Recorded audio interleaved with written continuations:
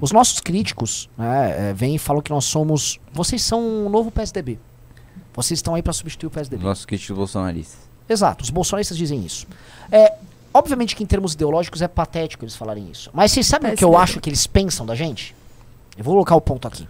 O PSDB sempre foi o partido de quadros e foi o partido de um certo alto clero administrativo brasileiro. Os políticos de qualidade no Brasil, nos anos 90 e 2000, eles estavam em grande medida no PSDB. Então, eles enxergam na gente a postura de alguém que quer ter resultados efetivos e se comportar como uma elite dentro do legislativo e depois do executivo. Você lembra daquele meme prudência e sofisticação? Prudência e sofisticação, exatamente. Que no fundo, para eles, é uma crítica que eles fazem por um senso de inferioridade que eles têm. Porque eles, por exemplo, o Eduardo Bolsonaro chama o Kim de tucano porque ele se percebe pior do que o Kim. Porque o que o PSDB passava para os demais partidos era esse quase elitismo. Só que se você olhasse os quadros, não estou falando aqui de posturas ideológicas, tá? Ou de até traições ao próprio eleitorado que o PSDB cometeu. Sim. Os quadros, vis-a-vis o quadro tucano era melhor. Era bom. Então, o que eu sinto que eles fazem... Eles tentam nos atacar sob um prisma ideológico, mas eles estão falando de uma outra coisa, que é muito mais uma postura, que eu acho que é uma postura que nós não podemos ter, tá? Só antes, que eu acho que esse aqui é um desafio que eu tô jogando aqui, quase não digo uma autocrítica, mas é um problema que a gente tem que lidar. Eu tô com 2 parlamentares aqui na mesa de altíssimo desempenho. 2 dos caras que talvez tenham melhor desempenho legislativo hoje no Brasil. Como não ser um prudente e sofisticado? Eu acho que outra resolução que nós podemos fazer, outro grupo de trabalho, e eu acho que cada vez mais nós temos quadros para os grupos de trabalho, e cada vez mais quem se formou no 2º ano de academia precisa de boas tarefas, né? Oposição popular ao PT.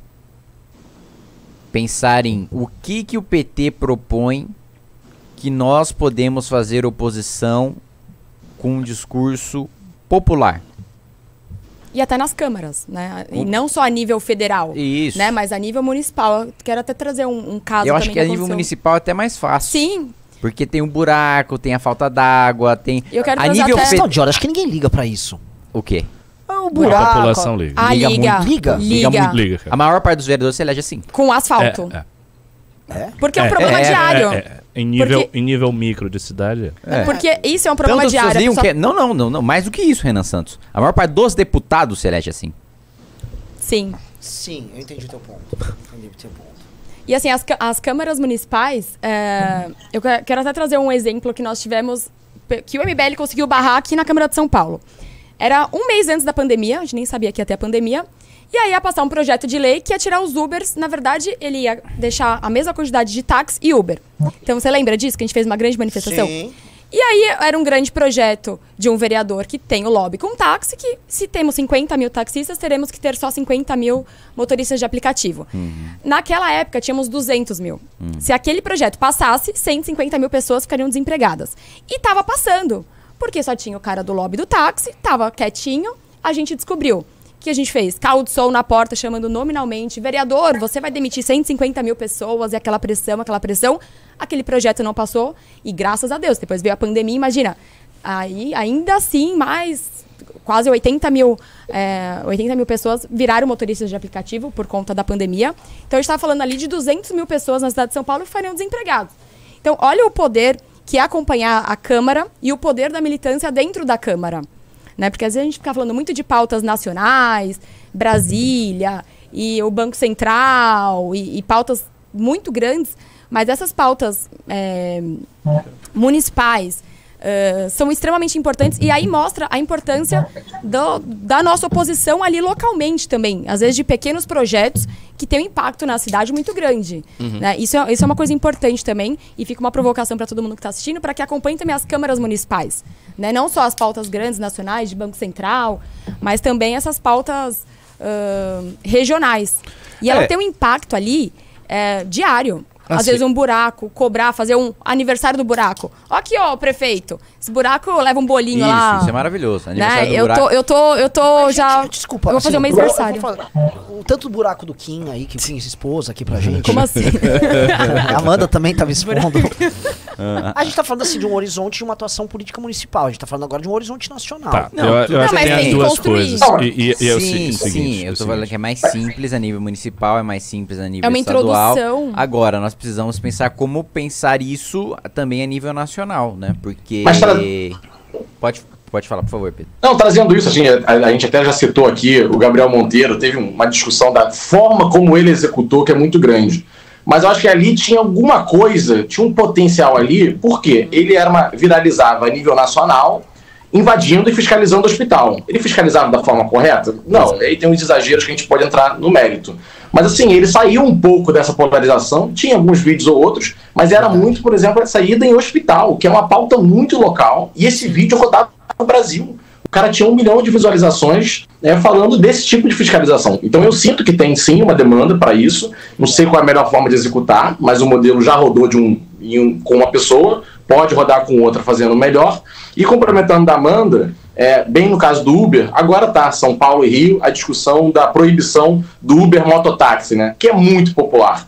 E aí eu discordei do prefeito no Twitter. Cara, eu recebi dezenas de mensagens de mototáxi, que é o cara que tá dentro da comunidade, tá dentro da favela, bem assim, na base da pirâmide social, digamos, e o cara implorando, por favor, me deixa trabalhar com o aplicativo, combate o prefeito, não deixa aprovar. Então, eu acho que vários mini projetos desses, eles alcançam muito a vida da pessoa. Sim. Porque isso, o cara vai ficar sem renda, assim, o cara vai parar de trabalhar, e isso não tem preço. E alcança outros níveis, um outro público que a gente quer conquistar, né? Que de repente não vai estar preocupado ali com o Banco Central, mas que vai estar preocupado em trabalhar amanhã.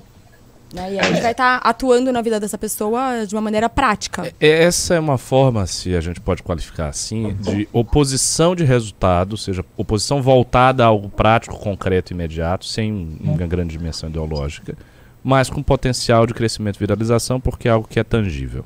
É mais ou menos a mesma coisa, ou está na mesma categoria do projeto de lei que tem impacto geral. Ou seja, fazer alguma coisa que seja concreta, que não é tão ideológico. Você fiscalizar um hospital não tem nada ideológico. Você pode ser de esquerda, você pode ser de direita, liberal, conservador, está lá, tem um hospital, tem um problema. E daí as pessoas veem isso como, esse cara está me ajudando. Isso eu acho que a gente pode fazer. A outra coisa, aí vem a questão do horizonte nacional, nós termos uma agenda de pautas grandes e de atos de mobilização de rua. Por exemplo, o que aconteceu na campanha contra o Pacheco foi uma coisa interessante. A gente foi derrotado no final, pelos motivos que vocês sabem, porque o voto foi secreto e eles traíram e tal. Mas nominalmente, veja só, nominalmente o MBL virou vários votos. Sim. Porque esses senadores, eles disseram que não iam votar no Pacheco, iam votar no Marinho. Isso aconteceu. E também aconteceu uma mobilização muito rápida dos núcleos e da militância. Sim. Então as pessoas foram para as coisas, elas fizeram os atos. Você imagine o potencial disso se você consegue uma pauta que vá 30 núcleos. Problema nesse caso. Sim, só concluindo. Imagina se você tem 30, 50 cidades, 70 cidades mobilizadas para uma pauta só. Isso aí, cara, isso aí é notícia a dar com pau. Assim, a gente consegue fazer uma coisa muito grande imaginando essa agenda de pautas, sabe, que a gente vai colocando, tem isso, tem essa luta, tem essa luta, tem essa luta, e as pessoas vão vendo isso. E isso viraliza porque, por exemplo, do Uber. Se alguém é Uber, vai mandar pro grupo do Uber, que vai mandar, olha, esse cara, assim, não importa que esse cara é o Kim, importa que, assim, olha, esse cara tá defendendo a gente. Isso. Ou, enfim, Bom, uma das coisas que mais viralizaram minhas recentemente foi falar sobre corte de crédito pro agro. Os grupos de agricultores do Brasil inteiro estão repercutindo que eu tô fazendo a defesa de que, né, você não pode tirar. Passar 10 bi pra cultura, 1 bi pro agro, que a gente não vai comer artista. Né? Depende, tem gente que... Tem gente que descobriu agora que tá fazendo isso. Tem gente que sim, mas tudo bem. Ok. Cara! Só complementando isso que foi dito aqui, tá? Porque como o Pedro trouxe o caso... A Amanda trouxe o caso do Uber, o Pedro trouxe o caso do Gabriel, o Kim jogou isso do agro, porque o Kim ele apareceu na AproSoja, que é a instituição agrícola brasileira mais bolsonarista, assim, a AproSoja, inclusive, eu acho que ela tá até tendo encrenca agora com o Alexandre de Moraes. A AproSoja tava lá divulgando pra Porque caramba. não importa quem é a pessoa, importa Exato. o objetivo. E aí eu vou colocar aqui um ponto, que é mais uma coisa assim, novamente, essa live tá muito legal. Aliás, a galera tá gostando aqui, parabéns. Fico feliz que a gente não tá tratando de um tema tão óbvio, é um tema mais árido e tá indo legal. Aliás, avisando, tá? Estamos nos nossos canais de YouTube com quase 8 mil pessoas. Bom. E nos internos com mais 1.000, a gente tá batendo logo mais 10 mil pessoas já na primeira live, tá? Boa. Quero colocar aqui pra vocês. Que é que as pessoas menos querem assistir porque elas estão mais acostumadas com a gente. Exato. Eu quero colocar aqui a parada que é mais interessante. Houve pessoas que realmente fizeram essa viralização. Ele citou o Gabriel Monteiro. O caso da Amanda ali, a gente vai pegar muito o que o Marlon Duber fez aqui em São Paulo, por exemplo. Cleitinho, Janones e o ex-prefeito de Colatina, o Sérgio Meneghelli. Isso. Esses caras, tá? Esqueçam o Janones do PT. O Janones explodiu não sendo o Janones do PT. O Janones explodiu fazendo fiscalizações tal qual o Gabriel Monteiro. E o Janones falava uma coisa, que eu já conversei várias vezes com ele. Que ele falava, você tem que ver o que o povo quer. Essa história que, o povo gosta de SUS, é tudo mentira. Sim. E o Gabriel Monteiro teve esse mesmo insight. O povo é maltratado no SUS. Exatamente. Quem gosta de SUS... Não. O povo acha o SUS, assim, desrespeitoso. O povo é maltratado nos hospitais. E aí a classe média acha bonito porque a classe média não vai no SUS, ela... Viva o SUS, viva o SUS! Aí acha que o SUS é tipo Viva o SUS lá no Einstein. E aí eles acham que parece uma infectologista de franjinha. Quando precisa, às vezes, a classe média usa o MET alta complexidade. Que é a parte do SUS que funciona, que é bem equipada, que é financiada pelos governos estaduais. Mas vai ficar na fila pra marcar consulta, igual o vídeo lá. Não, mas vai na UBS. Então, pra marcar uma consulta. A atenção básica é péssima. E aí eu vou colocar um ponto pra vocês. O Cleitinho, o Sérgio Meneghelli e o Janones, em grande medida, foram os políticos mais populares de Facebook no Brasil, tratando de temas não ideológicos. Olha só como tem um campo gigantesco. E se eu incluir o Gabriel Monteiro ainda no pacote, a gente tá falando de uma linha política que tá realmente quebrando essa polarização. E foi legal que, na prática, o Pedro e a Amanda meio que levantaram essa bola, que a gente também não tá atuando nisso. E talvez o caminho seja justamente isso. Eu acho chega num substrato abaixo do que pega o Bolsonaro. Porque o bolsonarismo pega um substrato de renda média baixa. Essa galera aí pega um substrato que tá mais baixo ainda, que é a renda baixa, que é o substrato que votou no Lula, né? Por conta do passado e tal. Se a gente pegar essa camada... resolver os problemas eleitorais do MBL para sempre. A maioria do público D, ela não é ideológica. Não. Por exemplo, eu faço bastante trabalho em comunidade e tal, e já falaram assim, não, mas eu sempre votei no Maluf e no Lula. Por quê? Porque o Maluf tinha o leve leite. E o Lula fala que defendia os pobres. Então, assim, não tem muito essa linha ideológica. E eu acho que precisa da persona do problem solver, assim, né? Quem vai resolver meu problema? Quem é que tá com o pobre? Problem solver, né? Tem vários tipos de herói. É um tipo de herói que a gente não... É porque a gente acha que é populismo, mas não é, porque na prática você tá ajudando as pessoas, que é o trabalho, né, do político, do parlamentar, é ajudar. Só que a gente fala, não, isso daí é muito populismo. Não é populismo. Pô, você lá no hospital resolver o problema, é o que você né? É sua missão. Sim.